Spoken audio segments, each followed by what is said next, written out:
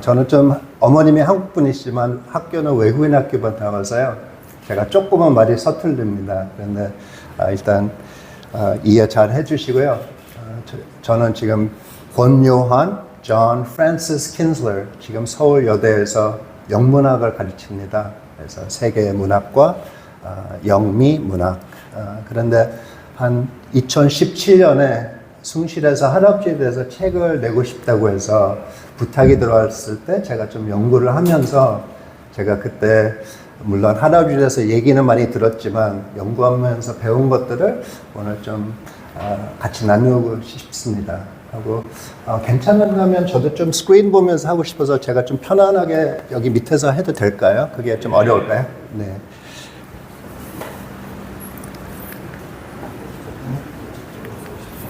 됐네요. 잘 들리나요? 네.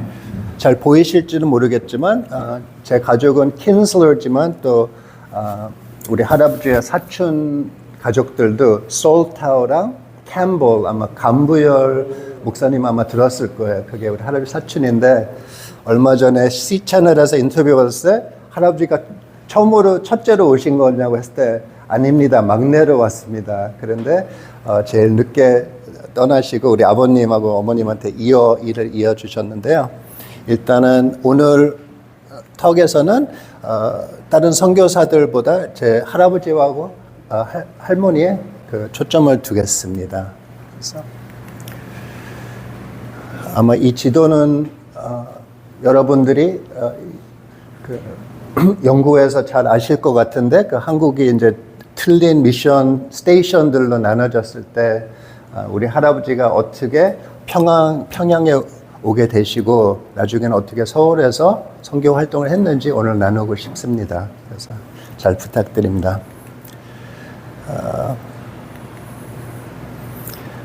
제가 한국말로 일단 해놓을게요. 그래서 일단 할아버지는 기독교 집안에서 자랐고요. 형이 있었고 두 누나가 있었습니다. 그리고 스토니브룩에 청년회에 갔을 때 어떤 선교사가 앞으로 선교 활동에 자기 인생을 예수님한테 주고 싶은 사람은 다 앞으로 오세요. 그래서 할아버지도 친구들하고 앉아 있었는데 그 밑에 앞으로 나갔는데 그 두 누나들이 벌써 거기 있었대요. 그 고등학생 때. 그래서 그 권수라 할머니는 대구하고 서울로 먼저 오셨어요. 그리고 우리 할아버지는 이제 프린스턴 신학교를 가게 되고요. 거기에서 한경직 목사님도 잠시 친해지고 한국에 대해서도 말씀 많이 듣고 하고 거기 약간 대장 노릇을 한 것 같고 하고 할아버지는 또 사진에 되게 관심이 많았어요. 대학 시절 때는 그 yearbook, 그 앨범 만드는 거기에 담당이어가지고 카메라도 잘 배우시고 그리고 프린스턴 때도 어딘가는 나는 새로운 데를 가고 싶다. 그런데 되게 중요한 사건이 있었습니다. 맥큐 총장님이 그때 평양 숭실에서 이제 새로운 젊은 선교사들을 모집해야 되겠다. 그래서 프린스턴 신학교 가서 거기서 강의를 몇 번 하시고 하고 거기에서 한국에 올 만한 이제 신학생들을 이제 막 설득하고 있었습니다. 그리고 우리 할아버지한테 와서 너는 한국으로 오지 않겠니? 그런데 할아버지는 그때 벌써 저는 누나가 두 분 한국에 있고 사촌이 3명이나 가족이 다 가 있는데 저는 새로운 데 가고 싶습니다. 개척지로 가고 싶습니다. 그렇게 할아버지가 얘기했을 때 맥큐 총장님이 우리가 찾고 있는 게 딱 그거였다.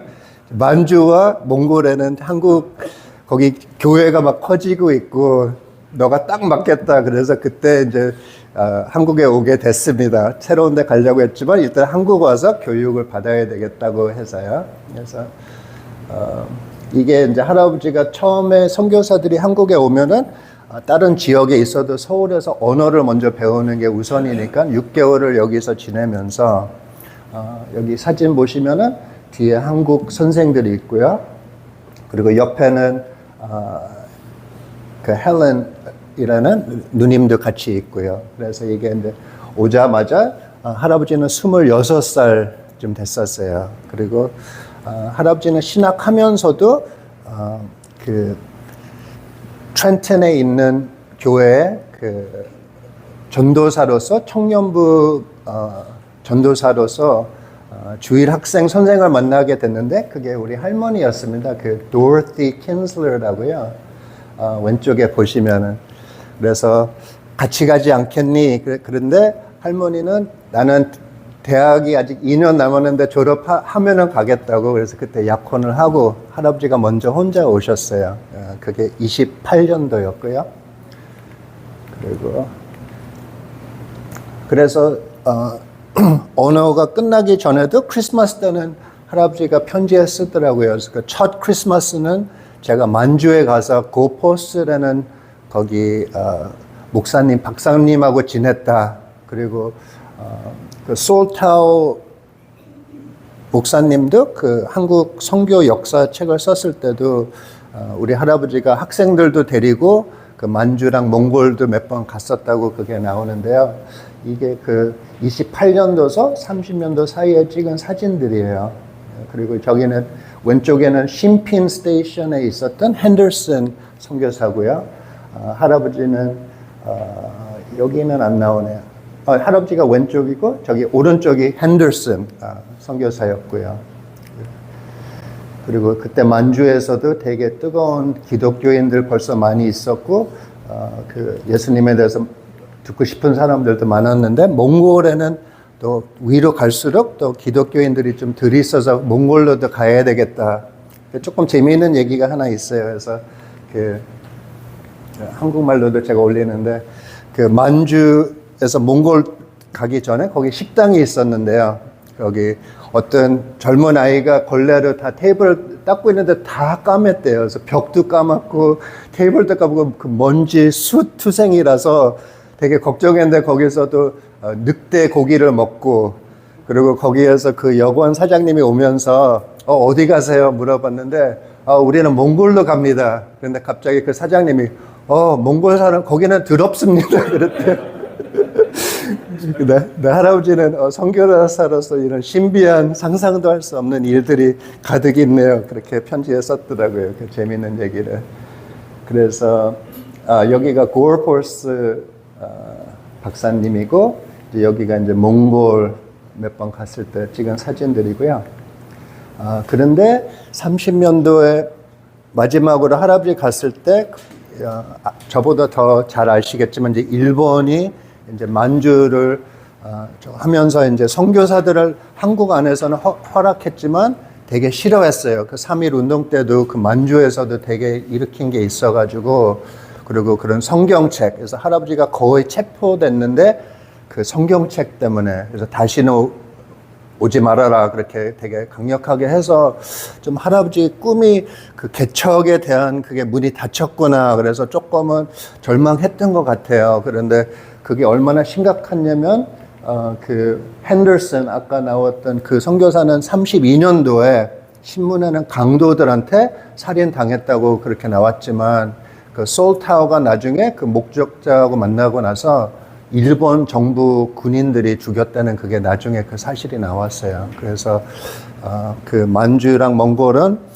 우리 선교사들이 많은 일들을 했지만 그 30 몇 년도 일본이 정부가 들어간 이후에는 엄청 거기는 너무 위험해졌습니다. 그리고 하고 아마 거기 있는 한국인들도 조금 더 그 일본 정부 떠나서 조금 자유롭게 살기 위해서 갔는데 나중에는 더 험악한 데가 된 걸로 알고 있습니다. 그게 그래서 우리 앞으로 연구도 조금 그 만주, 그 몽골도 우리는 좀 먼 나라로 느껴지지만 한국 역사, 선교 역사하고도 다 엮여 있다고 믿습니다. 저는.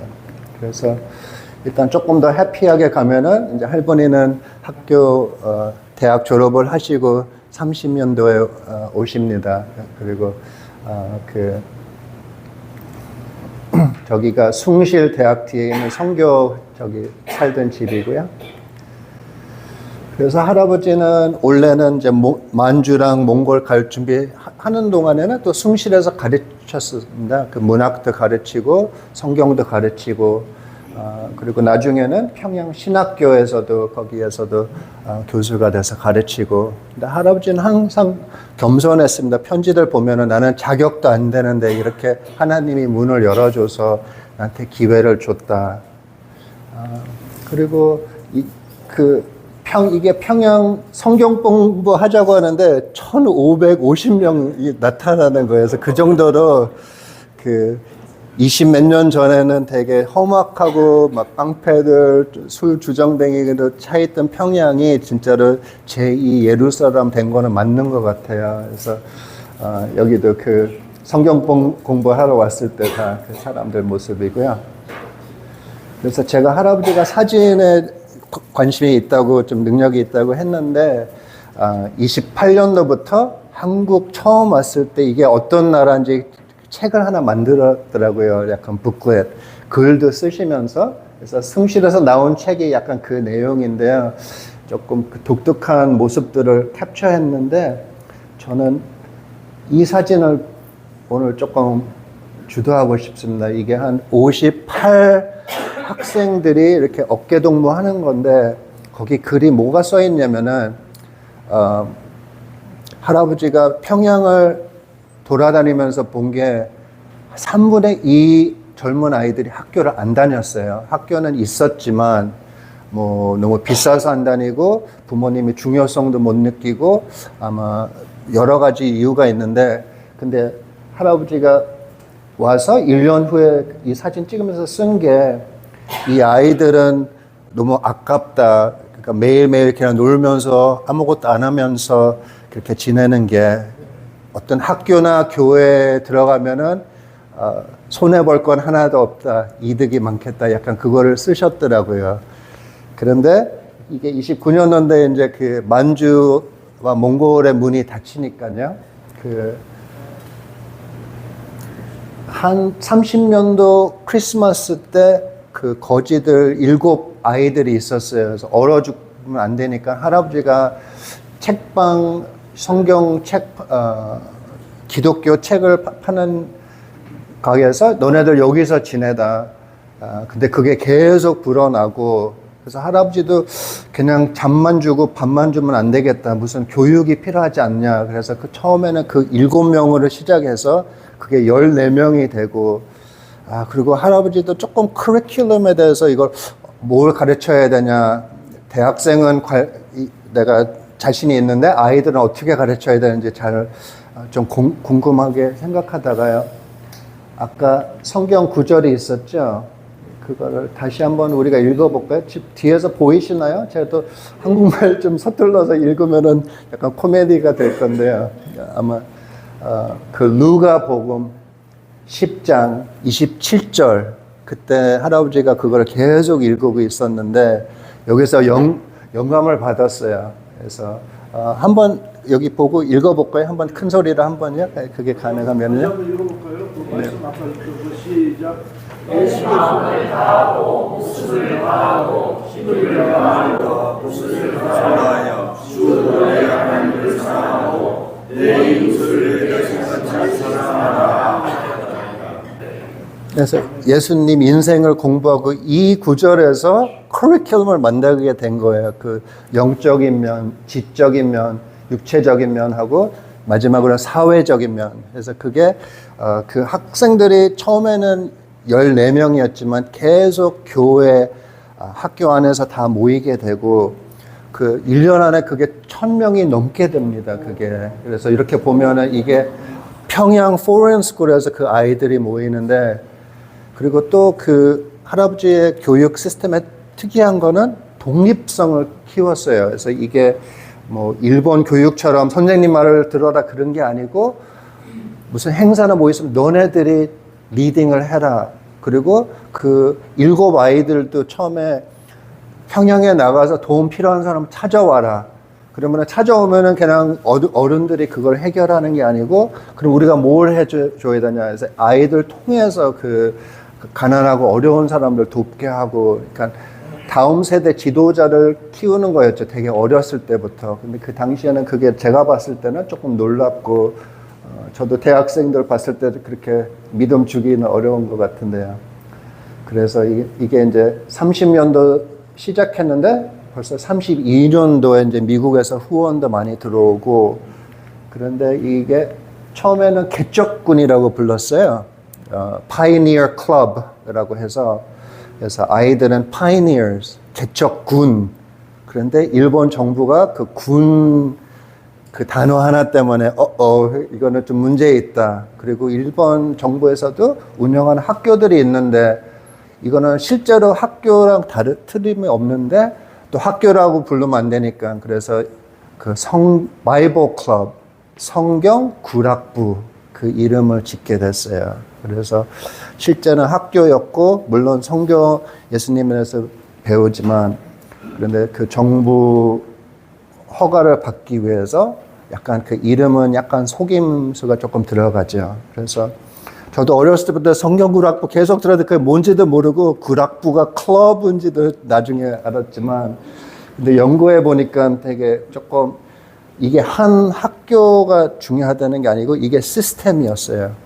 숭실에 있는 그 학생들을, 그 평양 신학교에 있는 신학생들이 와서 선생을 해주고 교장을 해주면은 몇 년 후에 장학금을 줘서 외국으로 보내든지, 그래서 많은 뭐 큰 목사님들, 우리 한국 지도자들이 여기 선생으로서도 나온 분들도 꽤 많고요. 뭐 소망교회 곽선희 목사님도 이렇게 하고, 하여튼 꽤 많으신데, 근데 이 시스템이 너무나 특히 그 신민, 그 가난한데 일본 학교도 없는 데는 또 아이들이 그냥 썩고 있는, 그냥 놀고 있는 거예요. 그런데 이게 불붙으면서 여기저기 교회랑 연결돼서 성경부라고 여기도 생기고 해서 이게 엄청 퍼졌습니다. 그리고 물론 나중에는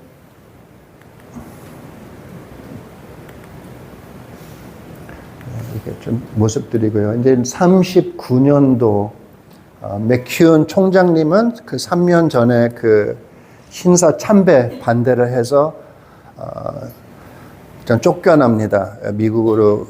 그런데 그 당시에서 평양에 있는 모든 교수 선교사들은 우리도 다 반대를 한다 해서 다 서명을 했고, 물론 서울하고는 좀 상황이 틀릴 수도 있는데 서울에서는 교육하기 위해서 일단 그냥 한번 존경해주자 이렇게 하지만, 그런데 한경직 목사님 말로는 그게 그냥 존경 보여주는 게 아니고 다른 신을 섬기는 거여서, 한경직 목사님도 그 협박을 받아서 나중에 했지만 자기 죽는 날까지 이거는 내가 후회스러운 거였다. 그래서 하나님한테 너무 미안하다. 그래서 어떻게 보면은 그냥 쉽게 한번 이렇게 저라고 계속 할 수 있지만 그 일단 평양에서는 이거는 절대로 안 되고 우리 학생들도 우리가 시킬 수 없다. 그래서 일단 맥큐언 총장님이 그 아마 여고 때문에 거기에서 이제 사건이 나고 이제 그 출국 당합니다. 그래서 그런데 39년도 이게 아마 마지막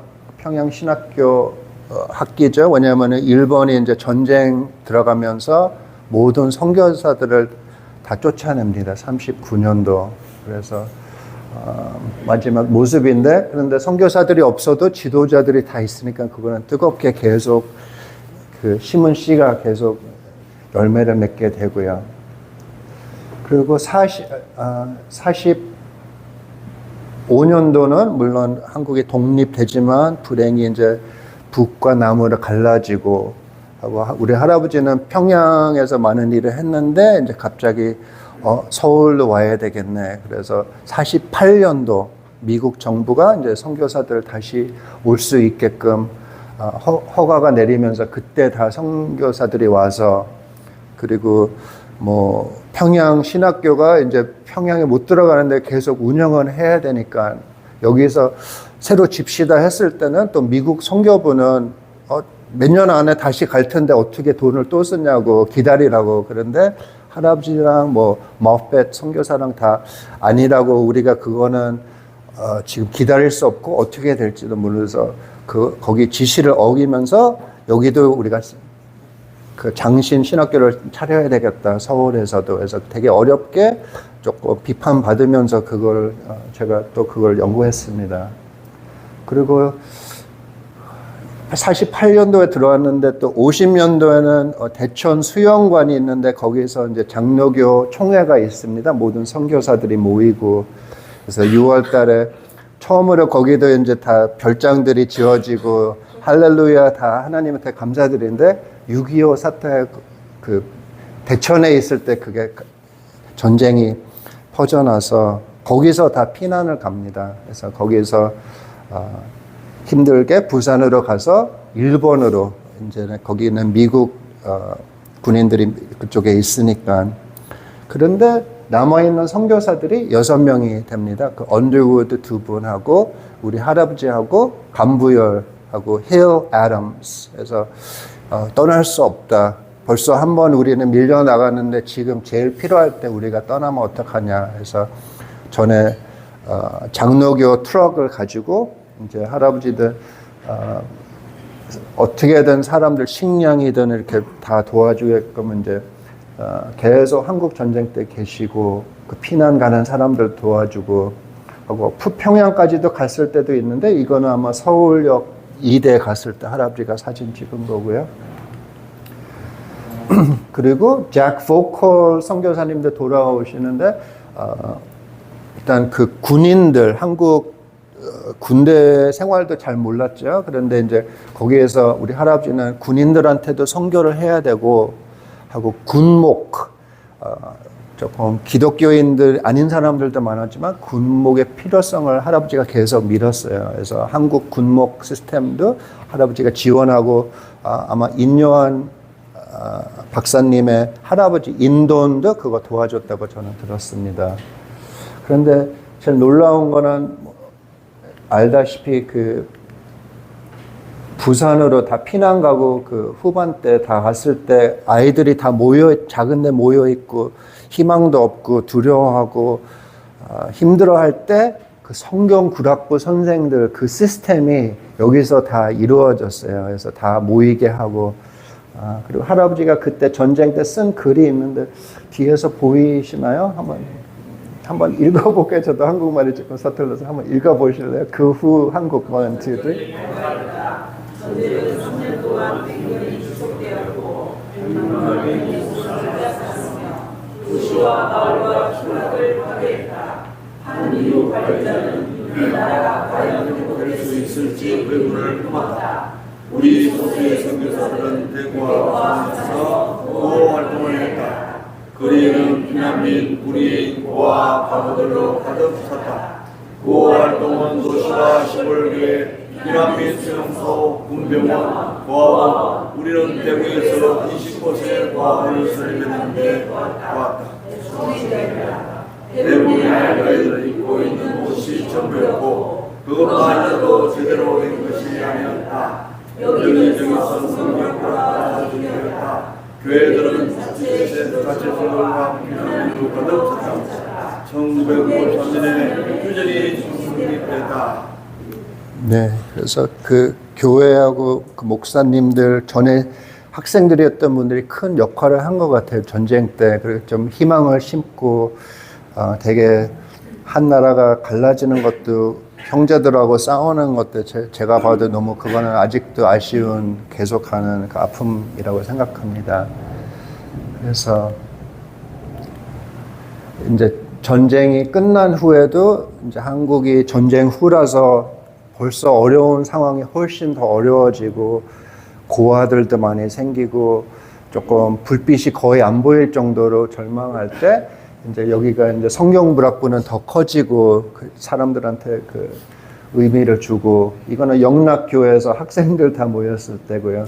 그리고 한경직 목사님이 할아버지 옛날부터 친해가지고 한갑 때에서 이게 63년도 한갑 잔치도 잘 해주시고 그리고 그 장신 그 장로 신학교 거기서 한경지 목사님도 역할이 있지만 우리 할아버지가 거기서 계속 70년도 퇴임할 때까지 그 강의하면서 성경 구락부를 계속 운영하고 물론 지금 와서는 뭐 그 필요성이 없지만 그 많은 성경 구락부로 시작된 그 학교들도 나중에는 우리 초등학교 뭐 중학교가 많이 됐다고는 제가 듣고 한 100만 명 넘게 거기에서 교육을 받을 수 있다고 그게 그 60년 동안만 그렇게 나왔고요. 그래서 지금 조금 너무 할머니에 대해서 너무 얘기가 거의 없어서 그냥 아주 짧게 제가 할머니에 대해서 얘기를 하겠습니다. 할머니는 유명한 오페라 스윙어 딸이었는데 그 당시에 이혼여라서 되게 조금 창피했었는데 근데 기독교인이 되면서 너무 하나님한테 몸을 바치고 되게 젊은 나이에 할아버지를 만나서 결혼하게 됐고요.